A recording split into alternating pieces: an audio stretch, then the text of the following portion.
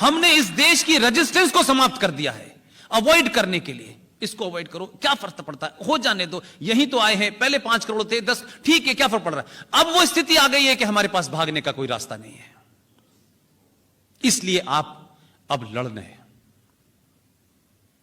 लिहाजा अगर सिंध के राजा दाहिर सेन का इतिहास आपने पढ़ा होता, 10 लाइनों का इतिहास है, उससे ज्यादा जानने की जरूरत नहीं थी।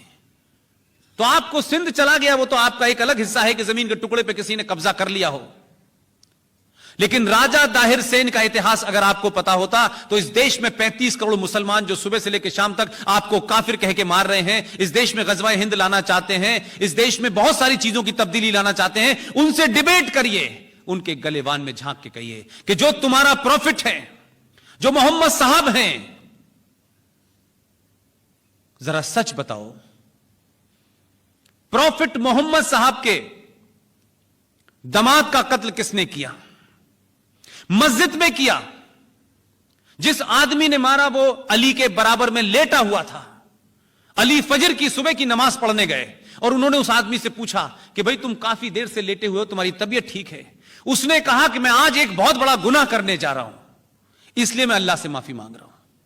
और जब वो खुद सजदे में झुके, उठा और उसने तलवार से उनकी गर्दन काट दी।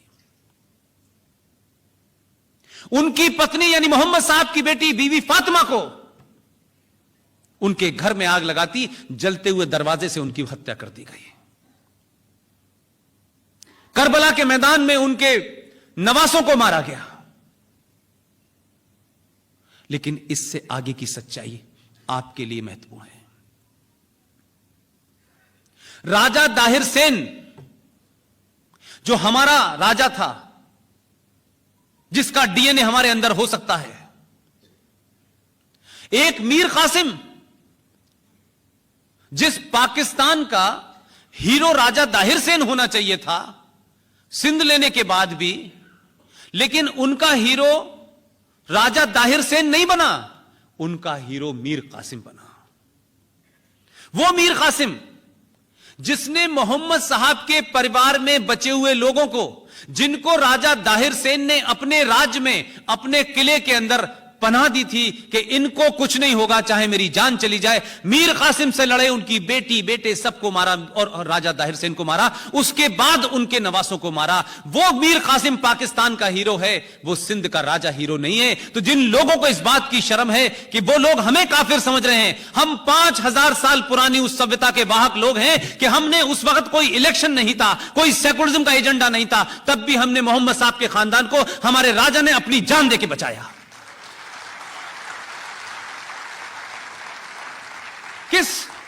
किस इस्लाम की बात आप कर रहे हैं?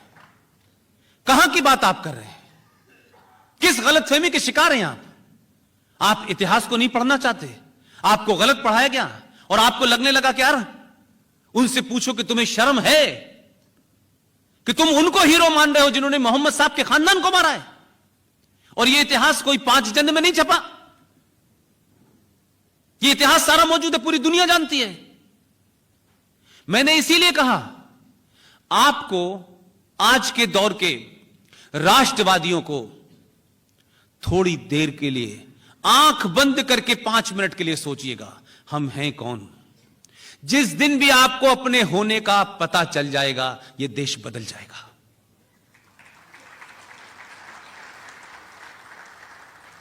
लिहाजा आपको कोई बहुत बड़ा कुछ नहीं करना है। जितने भी चैलेंजेस हैं आपके सामने, उन सब में थोड़ा थोड़ा आपको थोड़ा सा कंट्रीब्यूशन करना है। नवंबर आने वाला है, नवंबर में भी एक घटना घटी है। हमने तमाम सारी चीजों में बिना सोचे समझे, मैंने यही कहा कि हमारी बदकिस्मती यह है कि दुनिया के जितने भी देशों में आजादी की लड़ाई लड़ी गई, उन लोगों ने बेहतरीन काम यह किया कि जब आजाद हुए तो उन्होंने शुरू के जो 10 साल थे वो राष्ट्र निर्माण में लगाए। देश कैसे चलेगा। हमारी दिक्कत यह हुई कि हम आजाद तो हुए 1947 में तथाकथित तौर पर, लेकिन 46 में ही वो प्रधानमंत्री बन गए और पहले दिन से वोट बैंक की राजनीति के चलते हमने राष्ट्र निर्माण का काम ही नहीं किया। लिहाजा पहले दिन से यह होने लगा, इतिहास को ऐसे बताओगे तो हम 19 साल राज करेंगे, ऐसे बताओगे तो हम 30 साल राज करेंगे। तो आपने पूरे इस्तेहाद को डिस्टॉर्ट कर दिया। इसलिए 14 नवंबर को चिल्ड्रंस डे होता है और पैदा नेहरू जी होते हैं उस दिन। तो क्या कोरिलेशन है इसका? क्योंकि हमें जीवित रखना है कुछ लोगों को। ठीक है, उनकी बर्थडे मनाइए, प्रधानमंत्री थे, उसको आप इतिहास से नहीं बदल सकते। 14 नवंबर को आप उनका जन्मदिन मनाइए। लेकिन क्या मैं ये पूछ सकता हूं कि अगर इस देश में चिल्ड्रंस डे मनाना है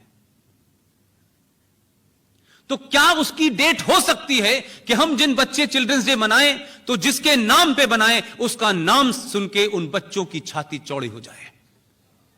क्या वो आइकॉन नहीं है हमारे पास? या उन आइकॉन को बताने से हमारा कद छोटा हो जाएगा? मैं साहबजादा जोरावर सिंह का नाम ले रहा हूं, मैं साहबजादा फतेह सिंह का नाम ले रहा हूं। गुरु गोविंद सिंह के 4 पुत्र थे, 2 युद्ध में मारे गए। जोरावर सिंह की उम्र 9 साल थी। वजीर खान ने डिक्टेट टर्म किया, मुगलों की हुकूमत थी। 1705 की घटना है यह, इस्लाम कबूल कर लो। साहबजादा जोरावर 9 साल की उम्र, साहबजादा फतेह सिंह 12 साल की हुकूमत। 26 दिसंबर को दोनों को ईंटों में चुनवा दिया गया और उनकी लाशों को दफनाने के लिए जगह नहीं दी गई। क्या हम 26 दिसंबर को चिल्ड्रंस डे नहीं मनाना चाहिए? क्या इस देश के बच्चों को नहीं पता होना चाहिए कि जो लोग आज कश्मीर के कुछ नेता और इस देश में 99% मुसलमान जो कन्वर्टेड है, जिन्होंने तलवार के जोर पे शलवार पहन ली थी, जिन्होंने 2 रुपए किलो चावल के चक्कर में धर्म बदल लिया था, वो जरा साहबजादा जोरावर सिंह से पूछे कि 9 साल के बच्चे ने कहा कि मैं धर्म नहीं बदलूंगा किसी कीमत में, तुम मुझे चाहे ईंटों में चुनवा दो। दोनों सगे भाई चुन दिए गए और उनकी माता गुर्जरी, जब उनको इस घटना का पता चला तो सदमे में मौत हो गई। लेकिन क्या सब कुछ 1947 के बाद से तय होगा? भारत 1947 से पहले भी था। 5000 साल सिर्फ रिटन है, कई हजारों साल से है, जब से यह सृष्टि है। हमारे 3 नाम हैं, जो दिल चाहे कर लो। कभी कभी लगता है कि जैसे चौराहे पर रेड लाइट लगी हो और उसके तीनों तार मेन लाइन से मिला दीजिए, तीनों ऑन है। कोई इंडिया कह रहा है, कोई हिंदुस्तान कह रहा है, कोई भारत कह रहा है। आप तय नहीं कर पा रहे हम क्या हैं। हम भारत क्यों नहीं कहते इसको? लाल बहादुर शास्त्री का जन्मदिन है, उनका भी है। वो सरकार का काम है, सरकार जो करती है वो करे। मेरे मन में जो हीरो है वो हीरो है, जो नहीं है वो नहीं है। किसी को बुरा लगता हो तो लगे। और दुनिया का कोई कानून मुझे अपना हीरो चुनने में मेरे लिए बाधा नहीं बन सकता कि यह कानून है, इसको हीरो मानूं। मैं नहीं मानता। मेरा हीरो सुभाष चंद्र बोस है, मेरा हीरो सावरकर है, शिवाजी है।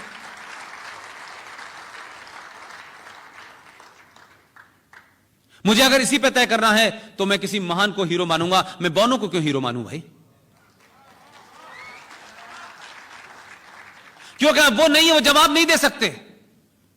हजारों सवाल हैं उनसे भी मेरे, बहुत हैं। और उनकी शान में गुस्ताखी नहीं कर रहा। ठीक है, भारत सरकार का मामला है, वो वहां है। अभी आरटीआई कहती है कि उन्हें किसी ने महात्मा नहीं कहा था। लेकिन ठीक है, जैसे भी थे वो रहे। लेकिन आपसे मैं एक सवाल पूछ रहा हूं। महात्मा गांधी की गोली लगी, उन्होंने कहा हे राम। किसने सुना था? कौन था वहां कान लगा के? कौन सुना था कि हे राम कह रही है? और कौन इतना बहादुर था कि गोली चलते में वो सुन रहा था कि उन्होंने क्या कहा है? हमने क्या गढ़ा है यार? सच बात तो बोलो, सच तो कहो यार। हम तो किसी पदवत पे नहीं है, हमारी कौन सी सत्ता जा रही है?